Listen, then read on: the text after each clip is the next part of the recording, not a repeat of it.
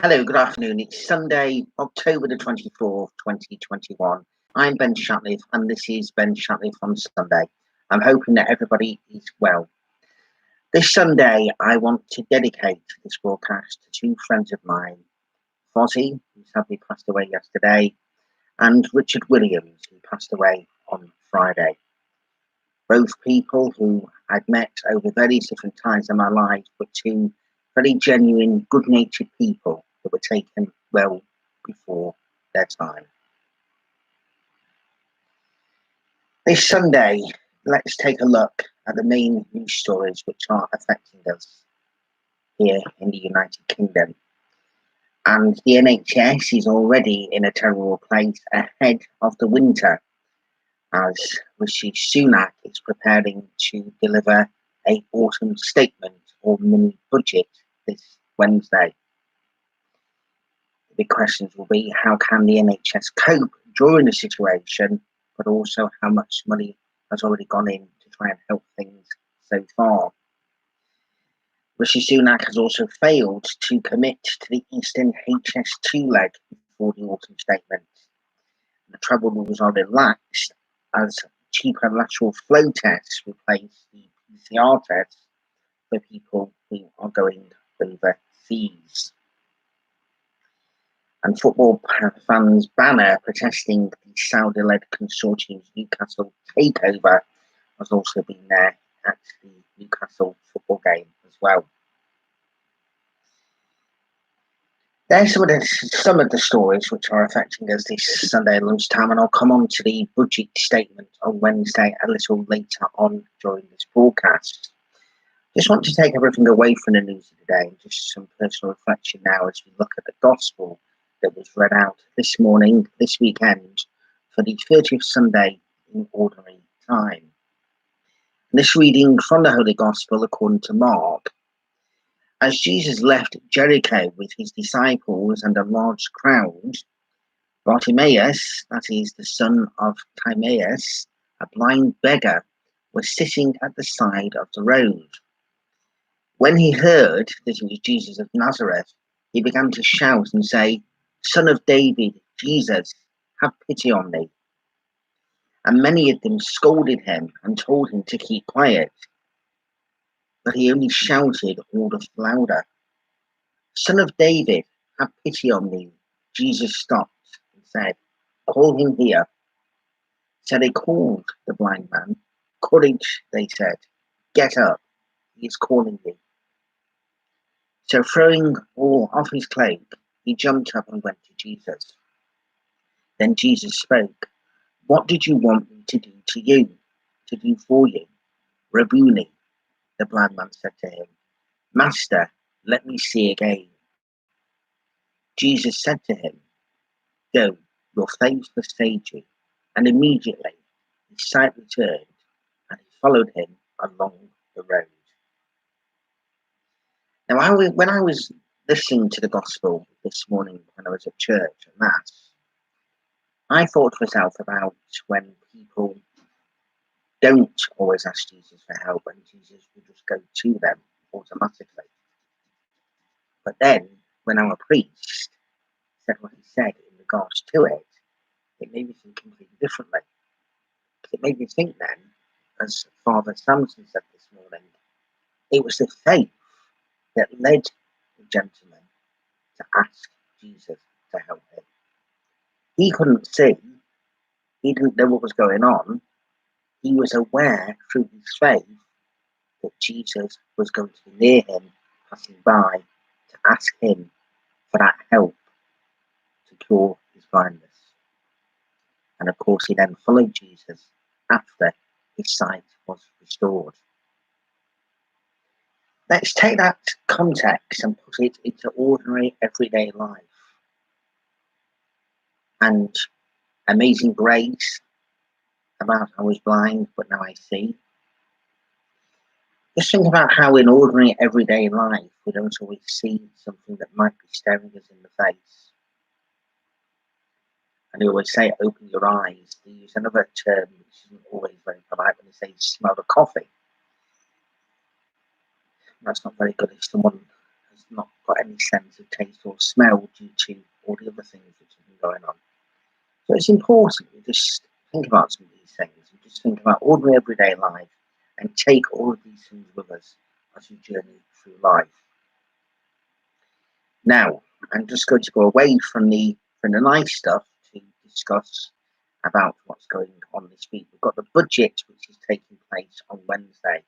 Used to be known as the autumn statement. Even I wasn't aware that this was happening until yesterday. I'm assuming it's still an autumn statement because we didn't have a budget earlier this year, unless I'm getting totally confused. So, what exactly are we likely to expect? I watch a lot of news on all different aspects. The big question that we should be asking is, are we all going to be suffering as a result of actions which are being made? And when I say actions being made, we know that the economic story across Britain is not good because, understandably, we put extra money into the NHS and across a whole variety of various different services, plus also the furlough scheme and a whole variety of different things to try and keep the country going during the course of COVID-19. Completely understandable. It's increased our deficit to a massive amount. But at the same time, people still need to be making sure that when they are working, that they are getting money, understandably, and everybody across whatever section of work that anybody's in, whether in the private or public sector, everybody deserves to be paid the right amount of money for the job that they are doing. So therefore, I would hope that the minimum wage is increased more, and that's going across the entire sector because people rely on that. Especially insurance is going to be going up, which it is from April of next year, and plus also the threshold is still staying as it is for 5 years because of the pandemic, or possibly 3 years.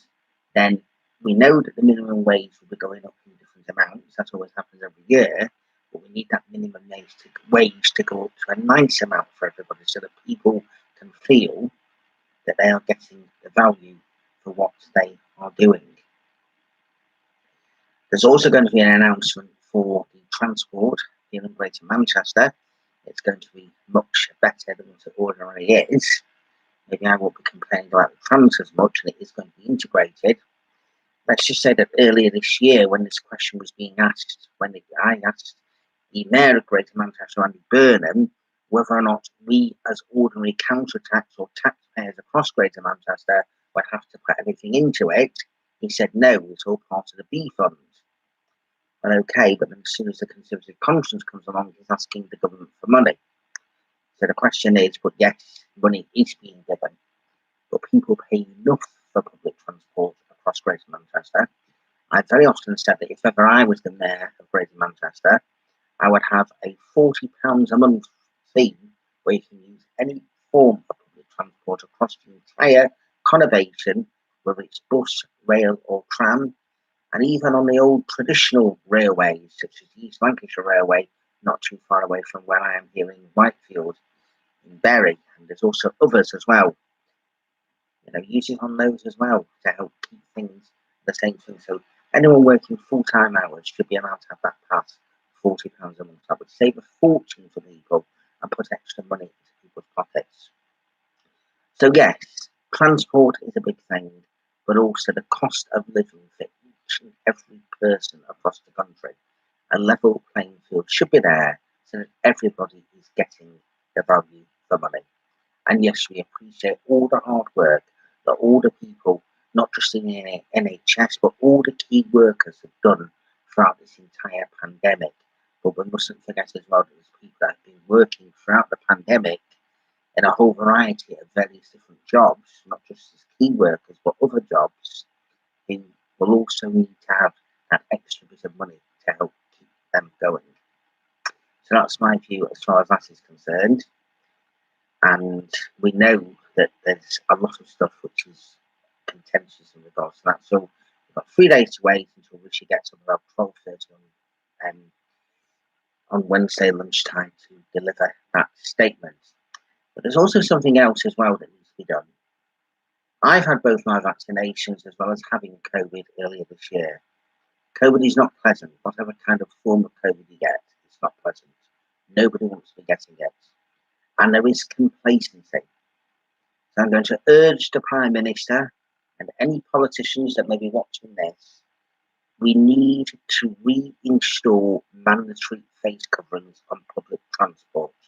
Nobody wants to be in a scenario where we go into a lockdown again, either next month, because we're almost coming up to an anniversary to the 4-week lockdown in November, and we certainly don't want to be told in the new year about going into a lockdown that goes on right up until April or even longer.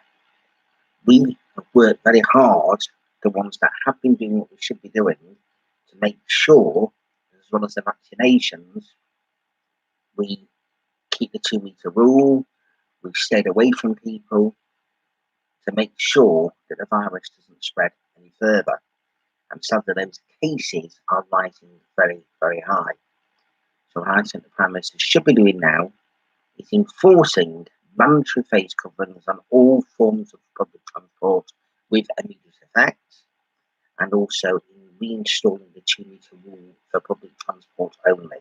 See how that goes for a few weeks, just for the public transport. Keep everything else exactly as it is, but make sure that when people are actually in buildings where there's large amounts of people, that they keep the face coverings on there, but make it mandatory on public transport.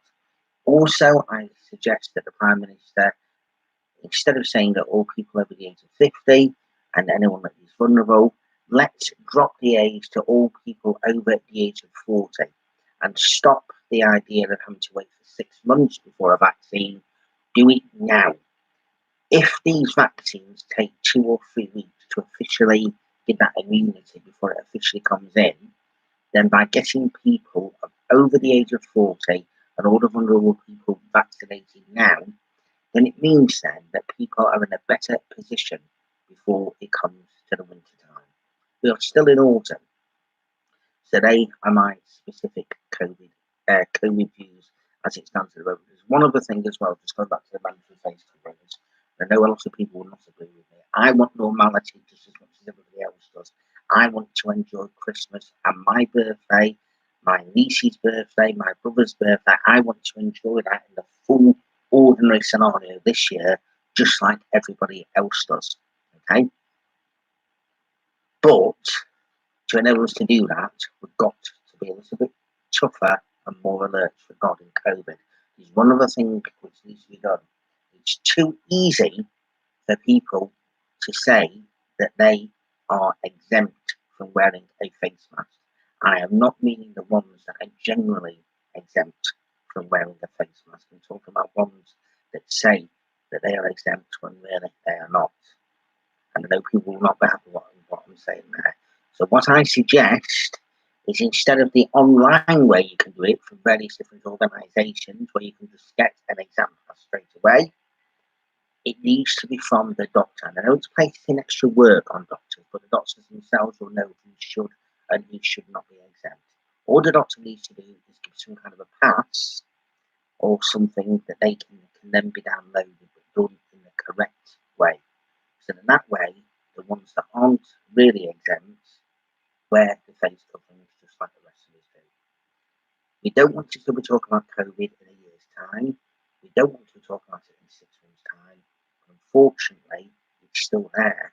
We've got to make sure that we save the lives of everybody. Everybody. That way we can enjoy Christmas. We can enjoy next summer. We can enjoy Easter. And all the other various different things that everybody enjoys doing. All the religious festivals. As I live each day, may I do my part to make one difference to touch one heart. And through each day, may it be my goal to encourage one mind and inspire one soul. Thank you for watching the first live edition of Ben Shatliff on Sunday. I do want to be doing much more on this channel. Thank you to everybody that subscribes. If you're watching this for the first time, it's not always doom and gloom, but it obviously depends on what's going on in the world. But what we do want, though, is for as many people as possible to subscribe and also to like, and we can do much, much more. Thank you for watching. Take care. stay safe, and have a very good